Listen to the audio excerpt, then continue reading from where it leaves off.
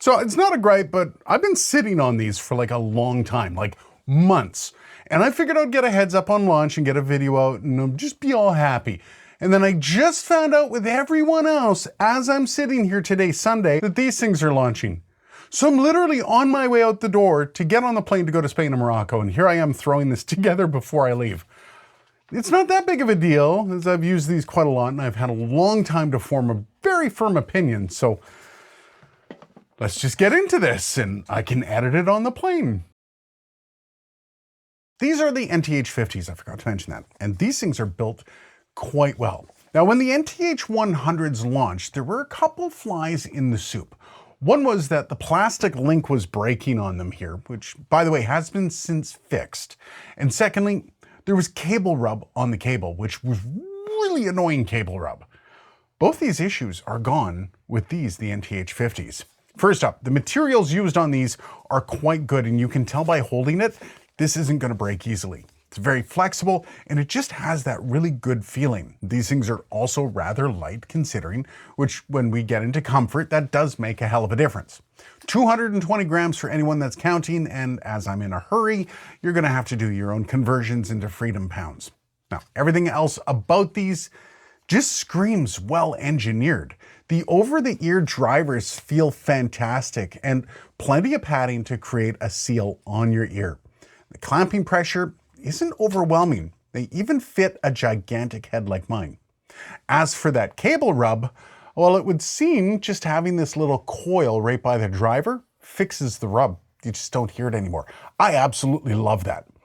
Also, it basically solves the issue with my NTH100s too, since I can swap the cable over.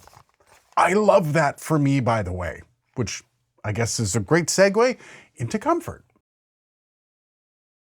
These things are just easy to maneuver around and get just right for the size of your head. It's quite nice. But this is also where we need to come to terms with something. These things are on-ear headphones, not over-the-ear headphones. These things fit a specific role and really aren't meant for long-term listening, especially if you wear glasses like me. Long-term usage means these things aren't going to be super comfortable. Again, though, this style of on-ear is generally meant for DJ or location sound person usage that has these things going on and off your ears as you check levels or to cue something up. Now, can you use these long-term and be fine? Sure, especially if you don't wear glasses. But if that's something you're looking for, I would suggest picking up the NTH100s first and foremost. These things are awesome, they're really comfortable, and they just sit on your head so well. However, where these things lack in comfort, they do make up for in sound. Now, when I came across these things, I got a chance to really dig into them and where they came from. And it would seem Rode is ramping up their seriousness when it comes to headphones. They recruited some Beyerdynamic folks that created the drivers, meaning the very sound engines of these things. And yeah, they're small, but they're mighty.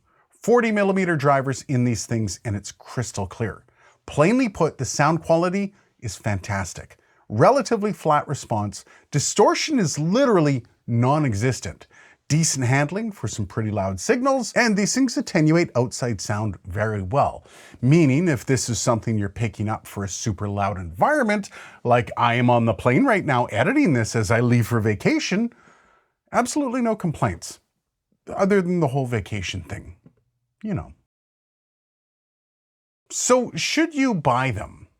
This has been a rather hurried review considering the time constraints I'm under, but I did actually hit all the points. This is a pretty cool addition to the Rode headphone lineup, though it might be a bit more niche than the NTH100s.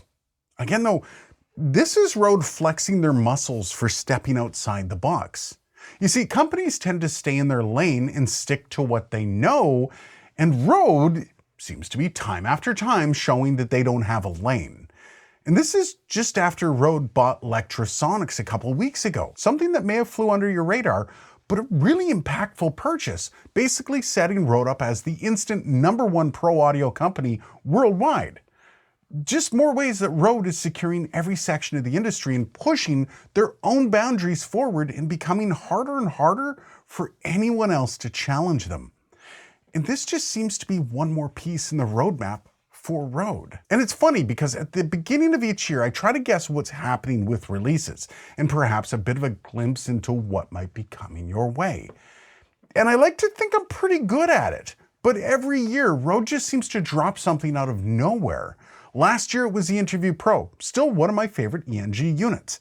And this year, it's the NTH50s. I mean, not that I mind, but it does have me rather curious. What's next? Anyways, to answer the initial question of this chapter, should you buy them?